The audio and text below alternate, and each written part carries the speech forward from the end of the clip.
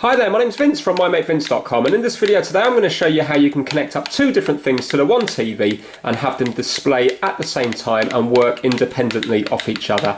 So if you have a look here now, at this moment in time I've got the PlayStation 4 connected up on the right hand side of the screen, and on the left hand side of the screen I've got the Xbox One X working. Right, now you might be wondering, why on earth would you want to do this? Well, one reason could be, for example, if you've got two kids and they're both arguing over using the one TV. Pretend you've only got one TV in the house.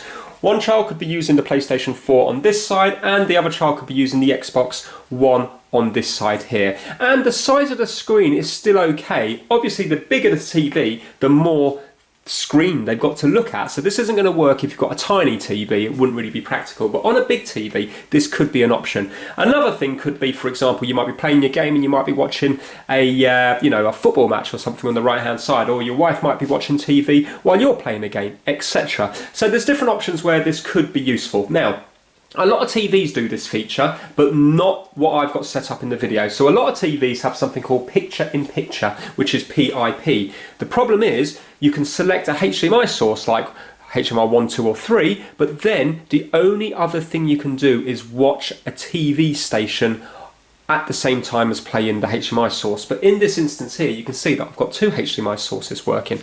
And that's because what I've actually done is I've converted this on the right hand side to RF, analog. So it actually, TV actually thinks that the PlayStation 4 here is a TV station. So if I get the TV remote here and scroll up here, you can see now this is BBC 1, BBC 2, ITV, etc. And now when I go back to this one here, it's coming up as ATV, which is analog TV. So that's all we're doing here. We've just had to convert the signal to RF. And that's what I'm going to show you in a moment. So basically, when it comes to sound, you can choose where to have the sound coming out of. If, for example, you've got the sound coming out on the right hand side, then if you were doing your Xbox, you're going to have to plug in, for example, your headset into here, and then if you listen now, you would just about hear the sound coming through the headphones there. But it's up to you to choose that. So I'm quickly going to show you the menu on the TV, and then I'm going to show you the most important thing, which is the things you need. Good news is it isn't expensive. You can get this set up for around £25. Right, okay, so what we're going to do is go to settings, and we're going to go to picture, and we're going to go to PIP, which is picture in picture, this here. If your TV hasn't got this, you can actually buy a HDMI device that will do it for you. I'll show you that on Amazon just near the end of the video. So right now I've got PIP on. If I was to turn it off, you will see that it will go to just the big Xbox screen here. So I'm going to turn it back on, and it's up to me how I set it up. So if you have a look here, the size, right now I've got them both equal. I can change that so it takes up more of the screen, but they're more sort of elongated in a vertical way. And then, for example, this might be more sensible if I was to do one of the corners, and you can choose which corner. So right now we're top right. If I was to change it here, I can go to bottom right, and top left and bottom left as well.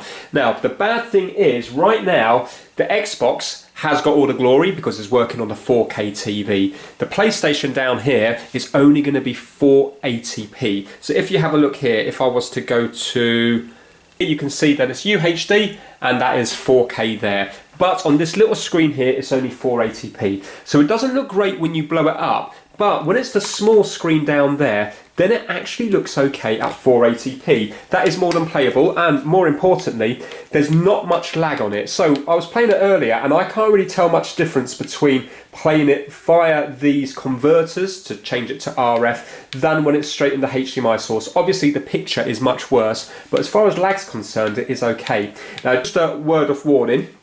You can get much more expensive modulators. This one here is a HDMI modulator, and this will actually allow 1080p over RF. This is over £100. The problem is, although it looks lovely, the lag on it is really bad, and when it comes to gaming there's over a second lag. It's actually unplayable. So at least when you do it this cheap way at 480p, the lag makes it completely playable. So what I'm going to quickly do is just show you that working, just to show you that it is usable, and then I'm going to show you the setup on how we did it.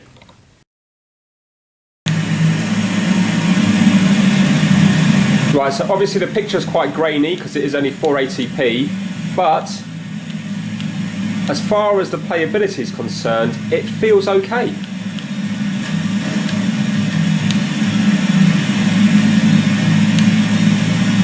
Now, I don't expect it to be as good as normal, but it is a compromise. But you might be happy enough with it.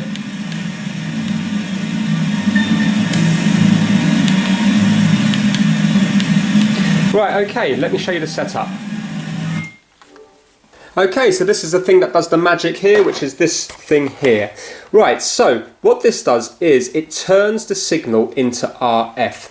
So the problem we've got is this is composite in, so the yellow, white and red connectors, but the PlayStation 4 doesn't output composite. So what we have to do is convert it to begin with. So we've got one of these HDMI to AV converters. So what happens is you've got the HDMI coming out the back of the PlayStation 4. It goes into the input here, input there, and then it comes out as analog, and it comes out as composite, which is the yellow, white and red connectors. We have to power this, so I'm just powering it from the USB cable that came with it straight into the port, the USB port on the PlayStation 4. Now, one important thing, before you connect this up, you do have to turn off HDCP. So let me just quickly show you where that is on the settings here, because it's not going to work unless you have HDCP turned off. So what we need to do is we need to go up, and we need to go across to where it says settings, and then we need to go all the way down to where it says system, and then if you have a look then, if you go down where it says enable HDCP, you need to make sure that that is unchecked, because otherwise it's not going to work. There is ways around that, so for example you can put it through a HDMI switch or a HDMI splitter and it will strip that signal out of it, but you don't need to do that, you just need to turn HDCP off and then it's going to work. Right, okay, so then what happens is, out of here, this is composite, it goes into the input here on this modulator, and then we've got the aerial from the roof going into here, and then this aerial goes into the TV. So for example, this is the aerial that comes from the roof, or in my house it comes from under the stairs where all my AV equipment is, so this is the feed, and it goes into here. Then this aerial here comes out and it goes into the TV. So beforehand the roof TV aerial went straight into here, now it's just got the modulator in line.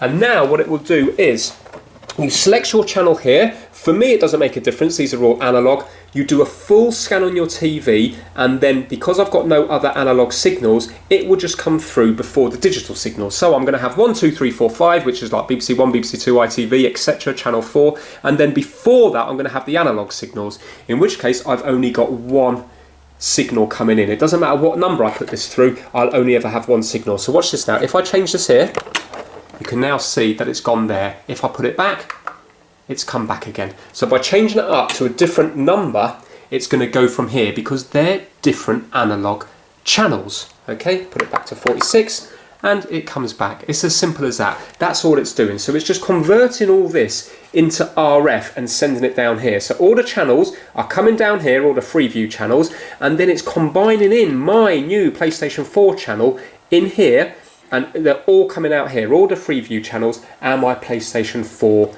channel as well. So that's all it's doing. Now, like I said earlier, it doesn't have to be PlayStation 4, it can be anything that you can combine into here. Okay, and just to show you it working on the channels, you can see here that I've got the normal Freeview channels here, and now if I was to go down less than that, you can see it will bring up this PlayStation channel here. Okay, so how to tune it. All you've got to do is go to settings, and then on this TV I'm going to go down to broadcasting and I'm going to go to auto tuning. Then I'm going to go to auto tuning again, and then it go to start. And this is important, you've got to now go down to where it says channel type. You've got to, instead of just doing digital, you've got to do digital and analog, because that thing down there, that modulator, is only going to pick up the analog signals. So most TVs in the UK still do have digital and analog. I'm not sure about the rest of the world. If you're watching this and you're from America, just write down in the comments if you know for a fact whether you still have digital and analog. As far as I know, I bought this TV, I think it was a little over a year ago, and it's still got digital and analog. Every single TV in my house has both the digital and the analog. And then what we got to do is go down to scan, and what it will do is it will scan through all the digital channels like normal, then it will go onto the analog channels, and you will see that you will now have one analog channel, while beforehand you would have had 0 analog channels if you're from the UK. And basically that is it. Then it will probably tune itself in and it will go to BBC One, and all you've got to do is go back one, and then you will find this new channel here, which is your PlayStation. And that's why you can then go to your PIP and it will work. Now, if you go to your PIP and you're on the TV, it won't actually allow you to do anything. If you see, it's blanked out. So PIP is only going to work when we're not on the normal TV channel. So if you have a look now, if I go to source and if I go to Xbox One, now when I go back into settings, you will see that I've got the option to do PIP. There we go, PIP, and turn it on again. And there it is in the corner. And if you want to make it big screen, go down to size and make it big screen there and close. And remember, now you can change whatever you want here because it thinks it's a normal TV channel. There's a nice P1800 there, Volvo.